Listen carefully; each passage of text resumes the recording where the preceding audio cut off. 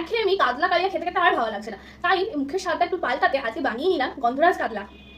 গন্ধরাজ কাতলা বানানোর জন্য সবার প্রথমে একটি মিক্সিং বলে 5-6টা কাজু বাদাম, 10টা চীনাবাদাম, একটু পোস্ত আর কয়েকটা কুমড়ো দানা দিয়ে একটা মিহি পেস্ট বানিয়ে নিলাম। তারপর একটা মিক্সিং বলে 3টে পেঁয়াজের কুচো অংশ, 4 কোয়া আদা, 3টে কাঁচা লঙ্কা আর একটু জিরে দিয়ে আবার একটা পেস্ট বানিয়ে নিলাম। আমি রান্নায় কোনো রকম রসুন ব্যবহার করছি না। এবার একটি গ্রেটারের সাহায্যে গন্ধরাজ লেবুর ওপরে সবুজ অংশটা গ্রেট করে নিলাম। গ্রেটটা এমনভাবেই করলাম যাতে সাদা অংশটা গ্রেট না হয়।